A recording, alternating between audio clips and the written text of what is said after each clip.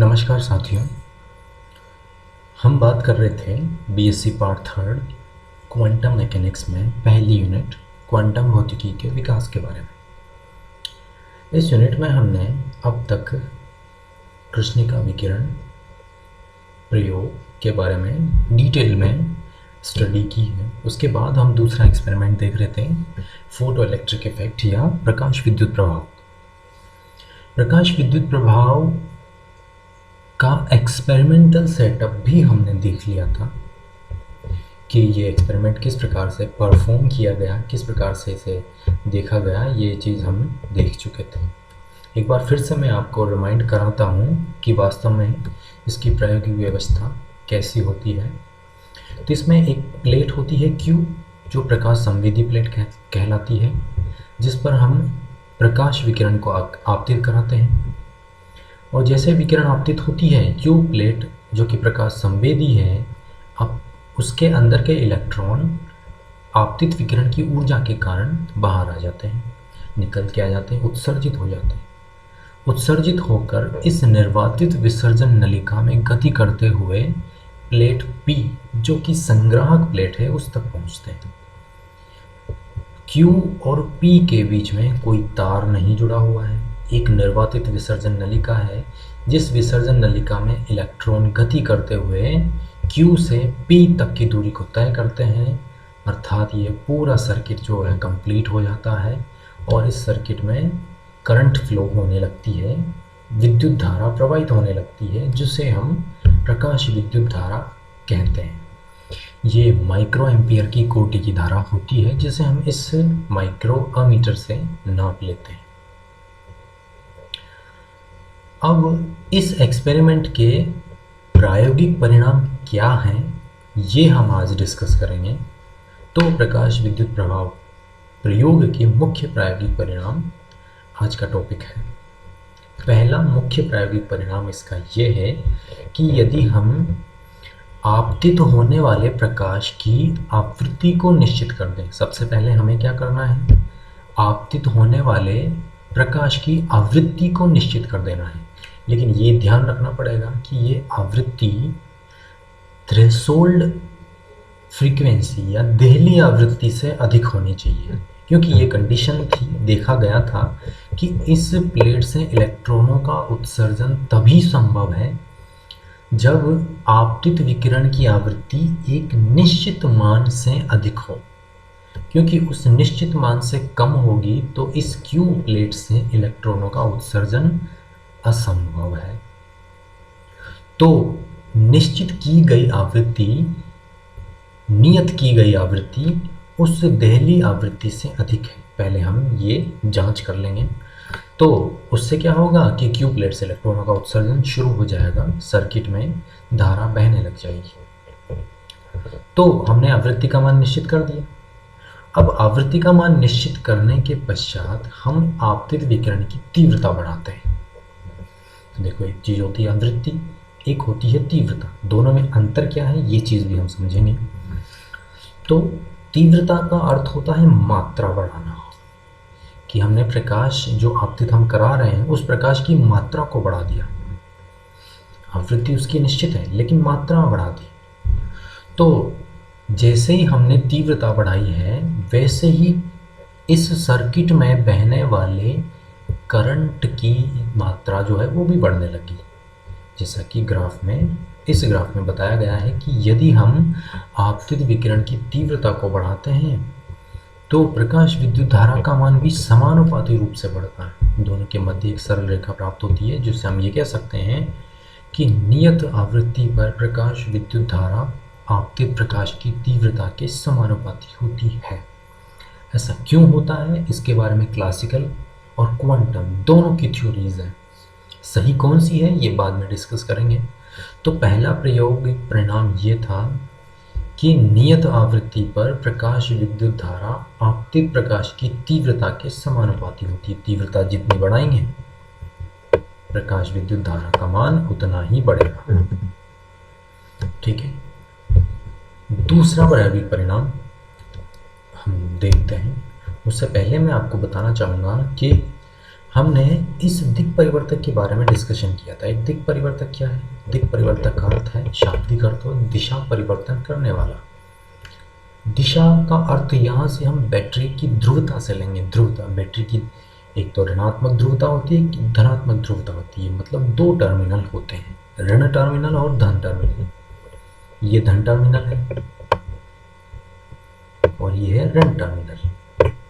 ऋण टर्मिनल से इस समय जुड़ी हुई है प्रकाश संवेदी प्लेट। प्रकाश संवेदी प्लेट Q ऋण टर्मिनल से जुड़ी हुई है तथा धन टर्मिनल से जुड़ी हुई है संग्राहक प्लेट। अब संग्राहक प्लेट यदि धन टर्मिनल से जुड़ी हुई है तो इसकी ओर आते हुए इन ऋणावेशित इलेक्ट्रॉनों को आकर्षित करेगी। सिंपल सी बात है, कूलाम ने बताया है कि विपरीत आवेश सदैव आकर्षित होते हैं। तो इलेक्ट्रॉनों के लिए यहाँ तक पहुँचना बड़ा ही आसान है। एक तो उनके पास ऑलरेडी गतिज ऊर्जा है। ये गतिज ऊर्जा कहाँ से प्राप्त हुई?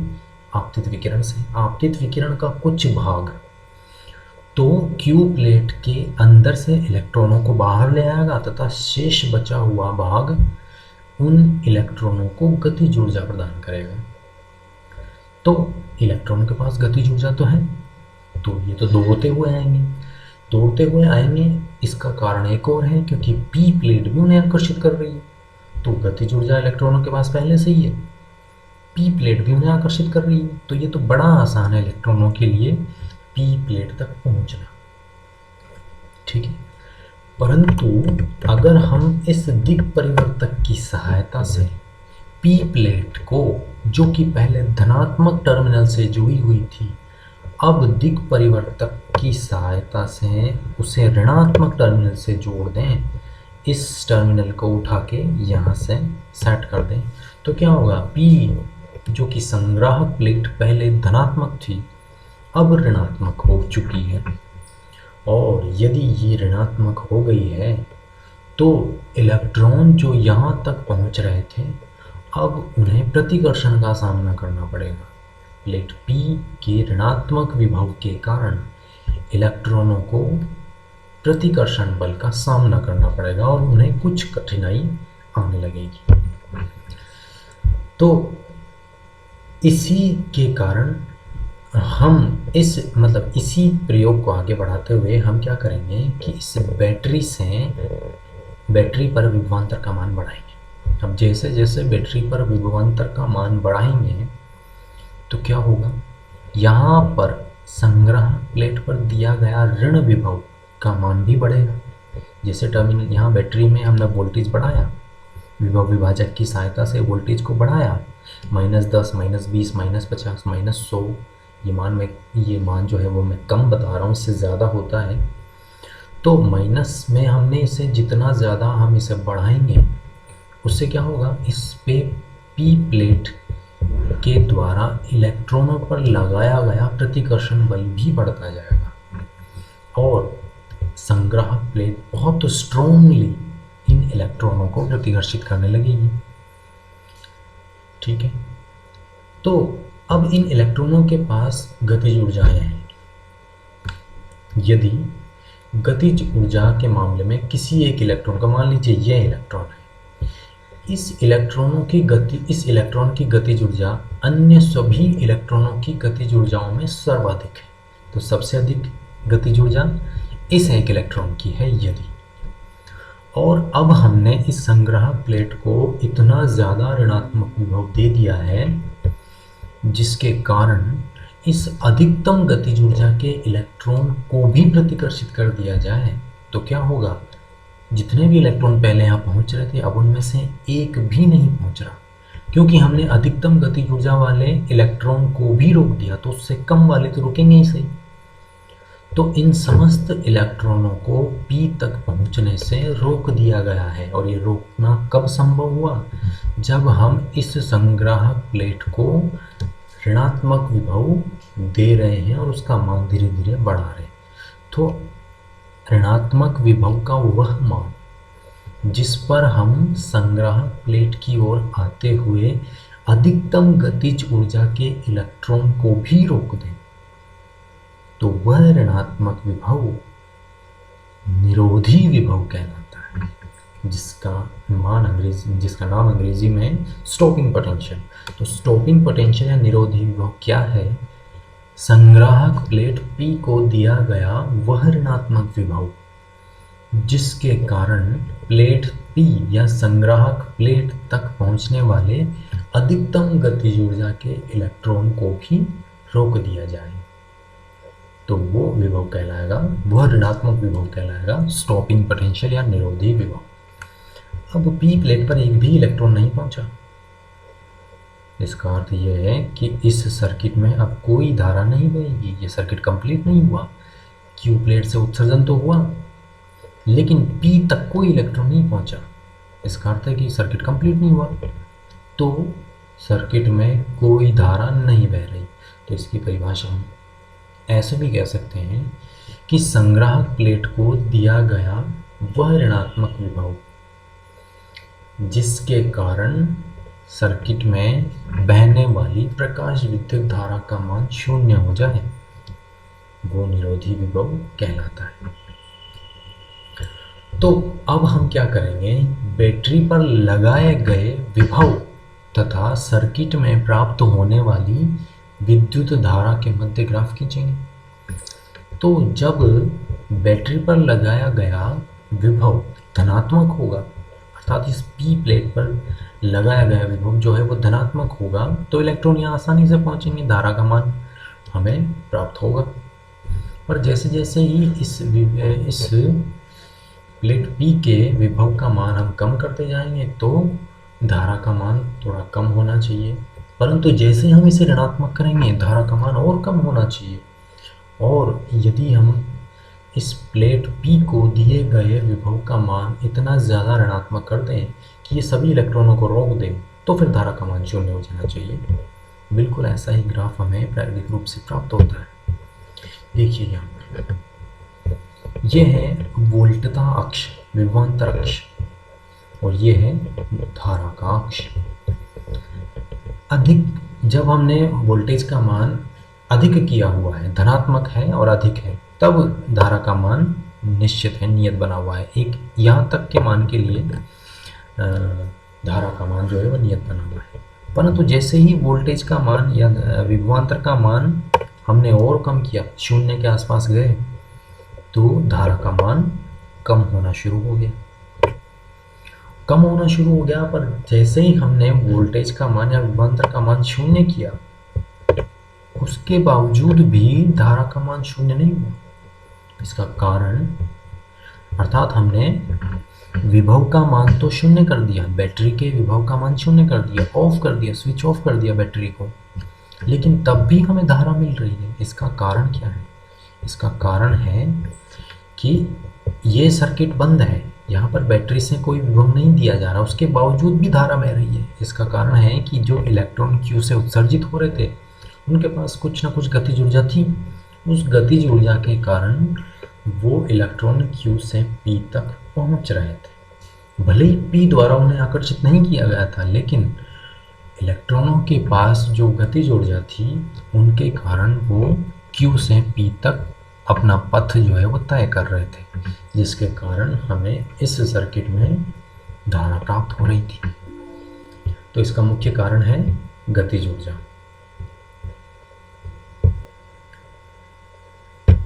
अब वापस से हम ग्राफ पर चलते हैं। तो यहाँ देखिए, तीव्रताओं का मान हम बढ़ाते जा रहे हैं। 3 वक्र आपको यहाँ दिख रहे होंगे, इन तीनों वक्रों में अलग अलग तीव्रता है। तो जैसे हम तीव्रता का मान I1 से I2 करते हैं बढ़ा के, तो हमें धारा का मान अधिक प्राप्त होता है। I2 से I3 करते हैं तो धारा का मान और भी अधिक प्राप्त होता है। ये हम इससे पहले वाले प्रायोगिक परिणाम से समझ सकते हैं कि जैसे हम तीव्रता बढ़ाते हैं धारा का मान बढ़ता है। तो वैसा ही कुछ हमें यहाँ पे भी दिख रहा है कि जैसे हम तीव्रता बढ़ाते हैं तो धारा का मान बढ़ जाता है। देखिए, इस I1 तीव्रता पर धारा यहाँ थी, I2 तीव्रता पर धारा यहाँ बढ़ के यहाँ हो गई, I3 तीव्रता पर धारा का मान बढ़ के इतना हो गया। तो अलग अलग तीव्रताओं पर धारा का मान हमें अधिक प्राप्त हो सकता है, परंतु यदि आवृत्ति का मान नियत किया हुआ है तो तीनों वक्र हमें एक ही बिंदु पर शून्य पे आकर मिलते हैं और वो है स्टॉपिंग पोटेंशियल V0। तो हम ये कह सकते हैं कि निश्चित आवृत्ति पर निरोधी विभव आपतित प्रकाश की तीव्रता पर निर्भर नहीं करता। निरोधी विभव का मान तीनों वक्रों के लिए समान है। V0 का मान चाहे तीव्रता I1 हो, चाहे तीव्रता I2 हो, चाहे तीव्रता I3 हो, तीनों के लिए निरोधी विभव का मान V0 एक ही है। शर्त यह है कि आवृत्ति का मान निश्चित होना चाहिए।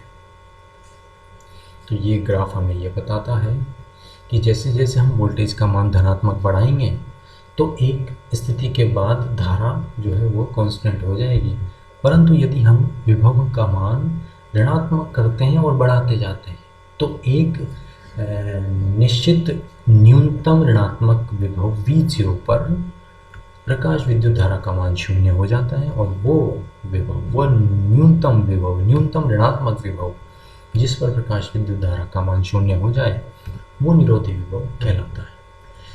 इस ग्राफ में V0 वही स्टॉपिंग पोटेंशियल या निरोधी विभव है।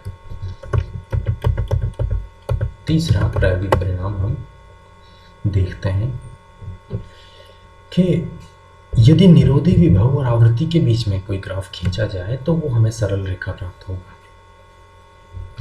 तो हम क्या कर रहे हैं, x अक्ष पे हमने लिया है आवृत्ति को और y अक्ष पे हमने लिया है निरोधी विभव को। हमने ऊपर वाले ग्राफ में आवृत्ति को निश्चित रखा था, इसीलिए पोटेंशियल जो स्टॉपिंग पोटेंशियल निरोधी विभव था वो एक ही बिंदु पर प्राप्त होता तीन वक्रों के लिए। लेकिन हम यहाँ पर आवृत्ति में परिवर्तन कर रहे हैं, तो आवृत्ति में यदि हम परिवर्तन कर रहे हैं तो हमें स्टॉपिंग पोटेंशियल या निरोधी विभव में भी परिवर्तन प्राप्त होता है। तो जैसे जैसे हम आवृत्ति का मान बढ़ा रहे हैं वैसे वैसे ही हमें निरोधी विभव का मान भी अधिक प्राप्त हो रहा है। परंतु यहाँ देखने वाली बात यह है कि शून्य से लेकर एक निश्चित मान V0 तक हमें स्टॉपिंग पोटेंशियल मिला ही नहीं, हम निरोधी विभव मिला ही नहीं। यह सीधा सीधा इशारा इस ओर है कि एक निश्चित न्यूनतम आवृत्ति ν0 से कम आवृत्ति के लिए प्लेट Q से, जो कि प्रकाश संवेदी प्लेट थी, उस प्लेट Q से इलेक्ट्रॉनों का उत्सर्जन नहीं होगा। और जब इलेक्ट्रॉनों का उत्सर्जन नहीं होगा तो इस आवृत्ति तक, ये आवृत्ति के इस मान तक इलेक्ट्रॉनों का उत्सर्जन ही नहीं हुआ। उत्सर्जन नहीं हुआ तो स्टॉपिंग पोटेंशियल को डिफाइन ही नहीं किया जाएगा। भाई इलेक्ट्रॉनों का उत्सर्जन हुआ ही नहीं तो निरोधी विभव का काम ही क्या है? निरोधी विभव तो इलेक्ट्रॉनों को रोकने का ही काम करेगा। तो जब इलेक्ट्रॉन उत्सर्जित ही नहीं हुआ तो निरोधी विभव उन्हें रोकने का प्रयास क्यों करेगा?